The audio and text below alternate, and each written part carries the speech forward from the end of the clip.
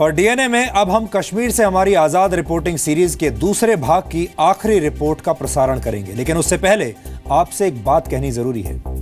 जो दिखाई देता है वही हमेशा सच हो, ऐसा बिल्कुल भी नहीं है। ये एक दुखद लेकिन कड़वा सच है कि पिछले कुछ महीनों में जम्मू कश्मीर की उन तस्वीरों का प्रचार प्रसार किया गया जो अलगाववादियों, पत्थरबाजों और पाकिस्तान को सूट करती हैं। इसलिए हम समय समय पर आपको आगाह करते रहते हैं कि हर तस्वीर से जुड़ी बात को ध्यान से देखिए और समझिए, क्योंकि देश के भीतर कुछ ऐसे तत्व मौजूद हैं जो जम्मू कश्मीर की उन तस्वीरों को आपके सामने रख रहे हैं जो असल में 95% झूठी हैं और सिर्फ 5% सच हैं। इस तरह के झूठ को सत्य मानकर कोई राय बनाना सिर्फ आपके और हमारे लिए ही नहीं बल्कि पूरे देश के लिए घातक साबित हो सकता है। मैं ऐसा इसलिए कह रहा हूं क्योंकि दक्षिण कश्मीर के अनंतनाग जिले को लेकर तरह तरह की बातें की जा रही हैं और देश को यह संदेश दिया जा रहा है कि आतंकवादी बुरहान वानी की मौत के बाद वहां हालात अब भी खराब बने हुए हैं। लेकिन मैं ये स्पष्ट कर देना चाहता हूं कि ऐसा बिल्कुल भी नहीं है। बुरहान वानी के एनकाउंटर के बाद अनंतनाग में पत्थरबाजों की फौज तो एक्टिव हो गई है, लेकिन स्थानीय प्रशासन और सीआरपीएफ ने आम कश्मीरियों की मदद से वहां के हालात पर काफी हद तक काबू पा लिया है। लेकिन यह बहुत दुख की बात है कि किसी ने आपको इस अच्छी खबर के बारे में जानकारी नहीं दी।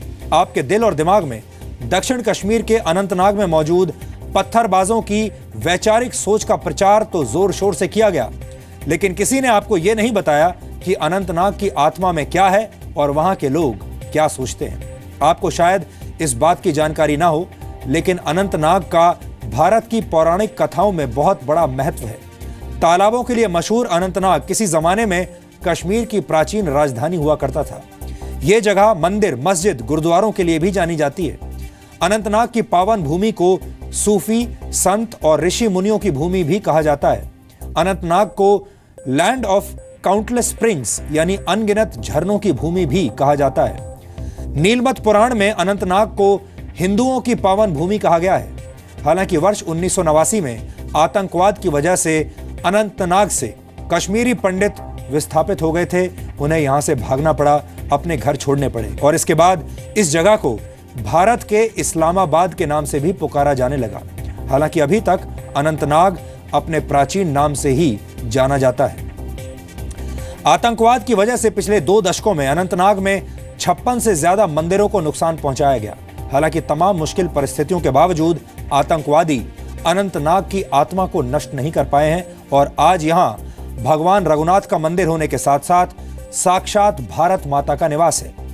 हमें लगता है कि कश्मीर से हमारी आजाद रिपोर्टिंग सीरीज के इस आखिरी एपिसोड में अनंतनाग की 100% सच्ची तस्वीरें देश के सामने रखना जरूरी है। यह अनंतनाग इलाके की सोच का एक छोटा सा डीएनए टेस्ट है आपके लिए।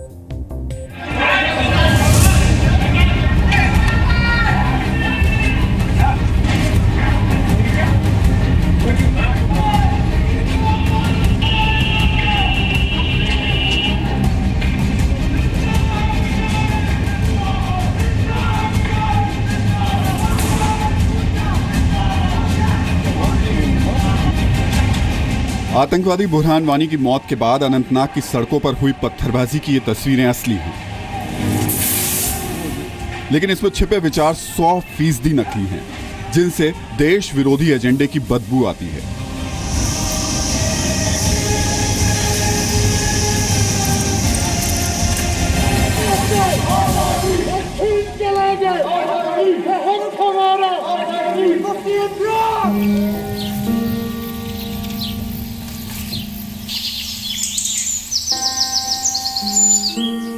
अनंतनाग क्या है, अनंतनाग के लोग कैसे हैं, ये जानने और समझने के लिए उन तस्वीरों को देखना जरूरी है जिनका इस जगह से पौराणिक रिश्ता है।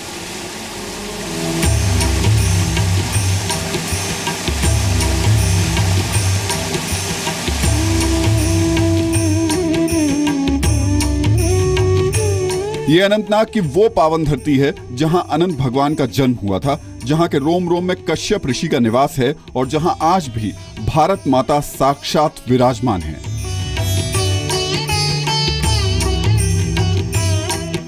अनंतनाग आप पहुंचे और अगर अनंतनाग का नाम क्यों पड़ा ये ना बताएं तो बात अधूरी रह जाती है। और अनंतनाग में मौजूद श्री रघुनाथपुर का जो मंदिर है, यहीं से हम आपको बताएंगे कि असल में अनंतनाग का नाम अनंतनाग क्यों पड़ा। और इस जगह अगर हम आएँ और इस मंदिर को ना दिखाएं तो पूरी बात अधूरी रह जाएगी। महंत जी यहाँ के हमारे साथ पहले हैं। महंत जी, पहले तो ये बताइए कि अनंतनाग का अनंतनाग नाम क्यों पड़ा और उसका और इस जगह का संबंध क्या है? अनंतनाग इसलिए नाम पड़ा कि पहले यहाँ पर कश्यप ऋषि तपस्या किया है। कश्यप ऋषि हजारों वर्ष यहाँ तपस्या किए। फिर कश्यप ऋषि जो है तपस्या करते करते काफ़ी जो है टाइम में फिर भगवान के दरबार में गए।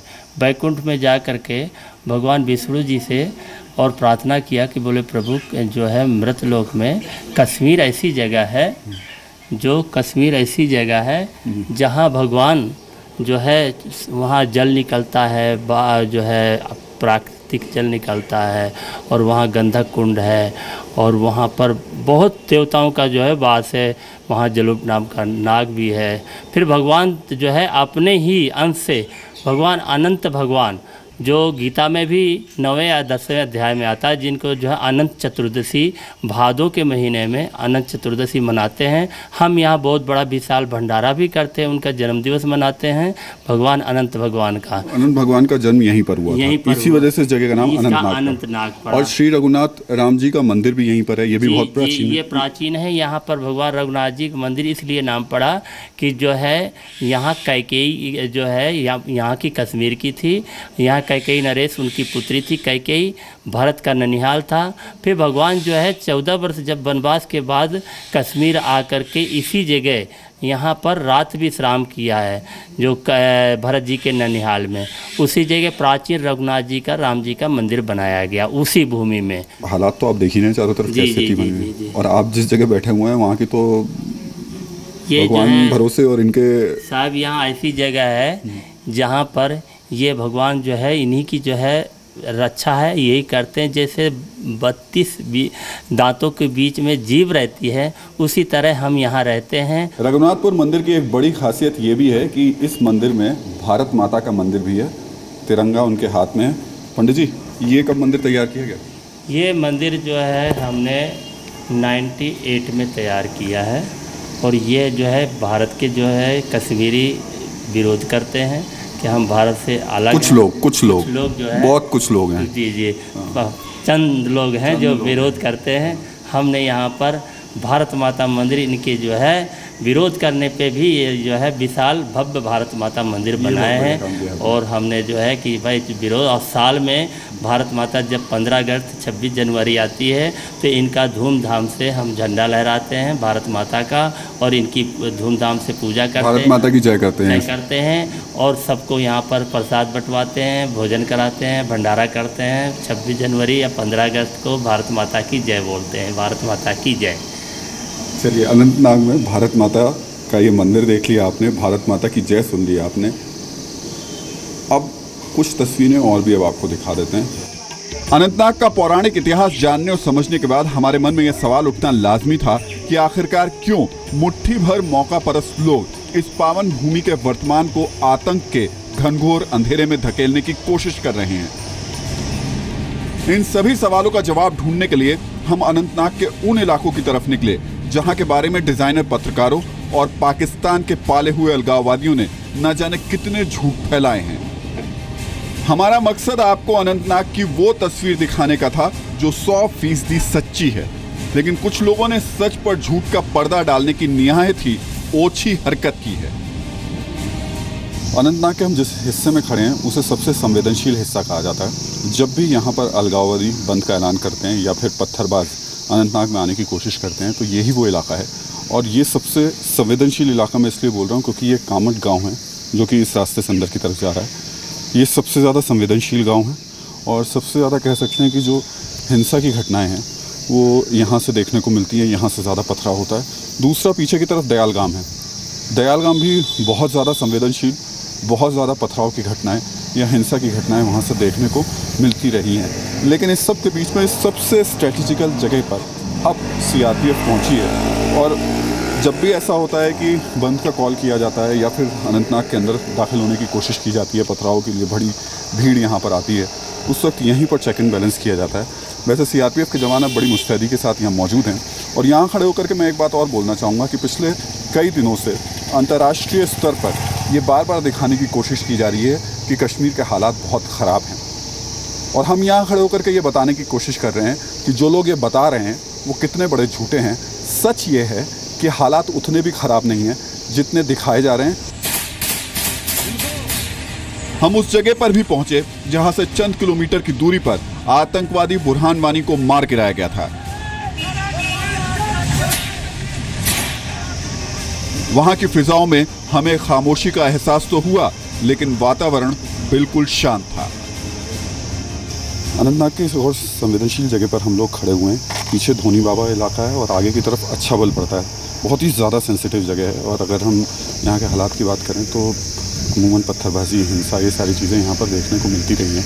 इन पिछले कुछ दिनों से यहाँ पर शांति देखने को मिल रही है। अच्छाबल का इलाका जो सामने मैं आपको रास्ता दिखा रहा हूँ वो कोकरनाग का इलाका है, और कोकरनाग वही जगह है जहाँ बुरहान वानी को मारा गया था।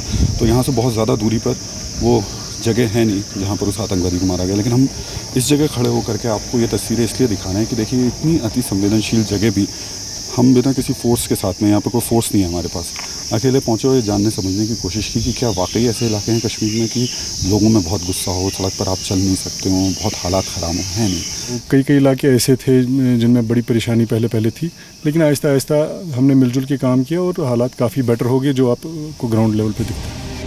आजाद रिपोर्टिंग के दौरान हमें खुद कश्मीर के लोगों ने, वहां के युवाओं ने ये जानकारी दी कि घाटी में 100 में से सिर्फ 5 लोग ऐसे हैं जो नफरत का एजेंडा चलाना चाहते हैं।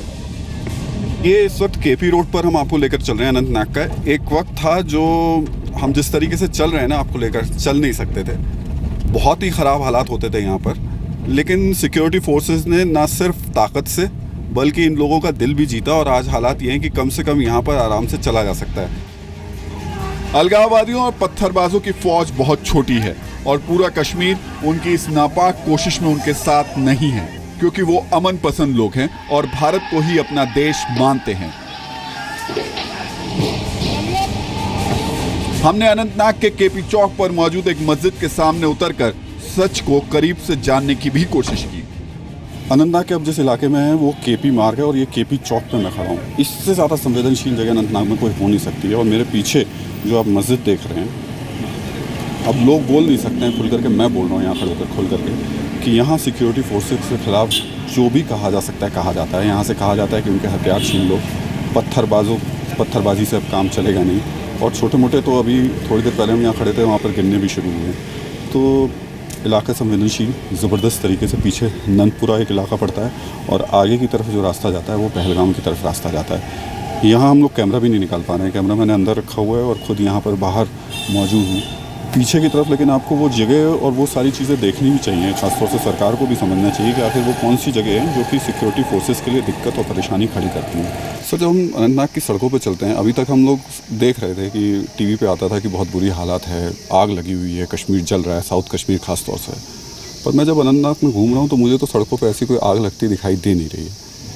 क्या ये एक कॉन्स्पिरेसी उन लोगों की, उन चंद लोगों की भी है जो कि एक तो यहाँ पर लोगों को भड़काते हैं, और दूसरा इंटरनेशनल लेवल पर ये कोशिश करते हैं साबित करने की कि कश्मीर जल रहा है, कश्मीर में बुरे हालात हैं? देखिए, आप खुद देख चुके हैं, यू मूव्ड अराउंड, सुबह से आप घूम रहे हैं, आपने देखा है कि ग्राउंड लेवल पे स्थिति कैसी है। मुझे लगता है कि इसके बाद we will only look towards the positives, we will look forward to make sure that the situation improves, situation normalizes, and the situation does not go any worse.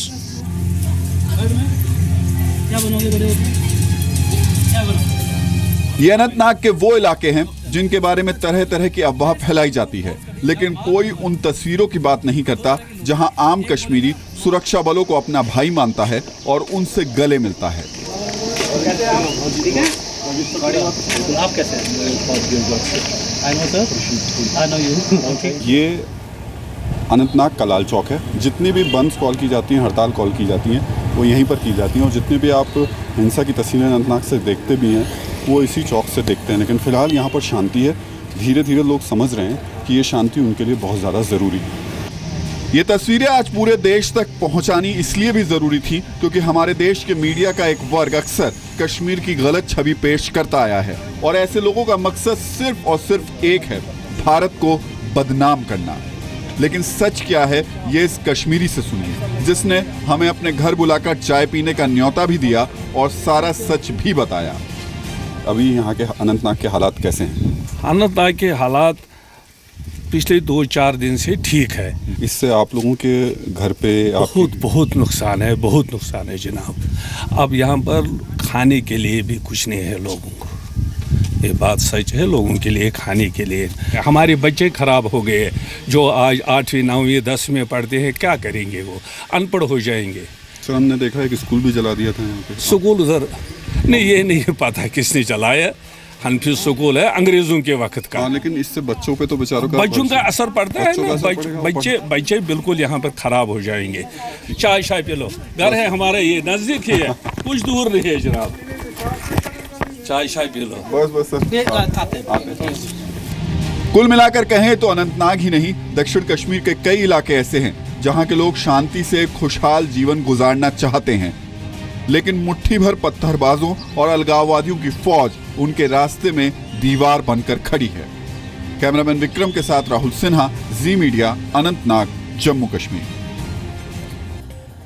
Kashmir से अपनी आजाद रिपोर्टिंग सीरीज की आखिरी रिपोर्ट के लिए हमने अनंतनाग को इसलिए चुना क्योंकि इस इलाके में बुरहान वानी मारा गया था और उसकी मौत के बाद से इसे बुरहान वानी का इलाका कहा जाने लगा था, जो हमें अच्छा नहीं लगा। हमें लगता है कि भारत के किसी भी इलाके को किसी आतंकवादी के नाम से जोड़ना बहुत दुख की बात है। हम इस तस्वीर को बदलना चाहते थे और इसीलिए हमने आजाद रिपोर्टिंग सीरीज के अंत में अनंतनाग का एक on the spot DNA test किया। कश्मीर से हमारी आजाद रिपोर्टिंग का मकसद वहां की जमीनी हकीकत दिखाने के साथ साथ आपको उन तथ्यों के बारे में सूचित करना था जो आपके घरों तक पहुंच नहीं पाते, क्योंकि हमारे देश के मीडिया में मौजूद डिजाइनर पत्रकारों की सोच पत्थरबाजों के इंटरव्यू तक सीमित रह गई थी। लेकिन जी न्यूज हमेशा देश की बात करता है और देश हित में आजाद रिपोर्टिंग करता है। आजाद रिपोर्टिंग पार्ट 2 पर हमें आपकी ढेर सारी प्रतिक्रियाएं और शुभकामनाएं मिली। यहां तक कि बहुत सारे दर्शकों ने हमें अपने वीडियो संदेश भी भेजे। हम अपने सभी दर्शकों को आप सबका दिल से शुक्रिया अदा करते हैं और यह वादा करते हैं कि कश्मीर की आवाज को हम ऐसे ही आप तक पहुंचाते रहेंगे, फिर चाहे इसके लिए हमें पत्थरबाजों के पत्थरों का सामना करना पड़े या फिर अलगाववादियों और आतंकवादियों की गोलियों का सामना करना पड़े। कश्मीर से हमारी निडर रिपोर्टिंग ऐसे ही जारी रहेगी और भविष्य में भी हम देश हित में कश्मीर से ग्राउंड रिपोर्टिंग आपके लिए करते रहेंगे। बस इतना ही चाहते हैं कि आपका साथ बना रहे।